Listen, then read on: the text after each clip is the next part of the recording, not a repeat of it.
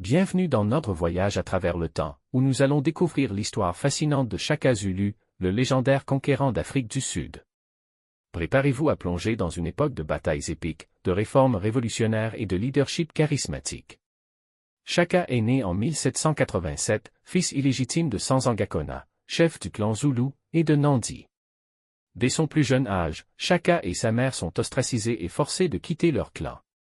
Ils trouvent refuge dans d'autres clans, où Shaka apprend les dures réalités de la vie et développe une résilience remarquable. En 1816, à la mort de son père, Shaka revient parmi les Zoulous et, grâce à sa bravoure et à ses compétences militaires, il usurpe le pouvoir de son demi-frère Sigujana.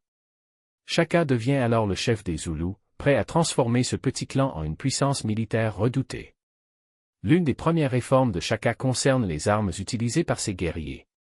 Il introduit l'ikloa, une lance courte avec une large lame, conçue pour le combat rapproché. Contrairement aux lances traditionnelles longues, l'ikloa permet des attaques plus précises et mortelles, augmentant l'efficacité au combat. Shaka restructure également l'organisation militaire des Zoulous. Il divise ses troupes en régiments appelés Amabuto, basés sur des classes d'âge, et introduit une discipline de fer. Les guerriers Zoulous sont formés à utiliser des formations de bataille innovantes, comme le redoutable corne de bête, une tactique d'encerclement qui écrase l'ennemi en le prenant en tenaille. Avec ces réformes militaires en place, Shaka commence une série de conquêtes audacieuses. Il soumet et intègre de nombreux clans voisins, unifiant une vaste région sous la bannière Zoulou. Chaque victoire accroît sa réputation et sa puissance. L'armée de Shaka est connue pour sa rapidité et son efficacité. Les guerriers Zoulous parcourent de grandes distances à pied, souvent pieds nus, ce qui leur permet de surprendre leurs ennemis. Les récits des batailles épiques, comme celle de Gokli Hill, où Shaka défait une coalition de clans ennemis, deviennent légendaires. Le règne de Shaka ne se limite pas aux conquêtes militaires.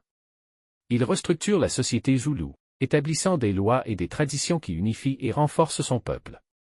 Shaka promeut l'agriculture, améliore les infrastructures et développe des systèmes de communication efficaces. Cependant, son règne est aussi marqué par la violence et la terreur. Shaka impose une discipline sévère et n'hésite pas à utiliser la force pour maintenir l'ordre. En 1828, son règne se termine tragiquement lorsqu'il est assassiné par ses demi-frères Dingan et Mlangana, inquiets de son pouvoir croissant et de sa cruauté.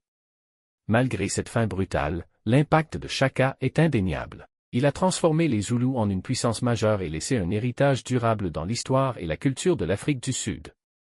Shaka Zulu reste une figure emblématique de l'histoire africaine. Son génie militaire, ses réformes audacieuses et son leadership charismatique ont façonné le destin des Zoulous et laissé une marque indélébile. Merci d'avoir rejoint notre exploration de la vie de ce conquérant légendaire.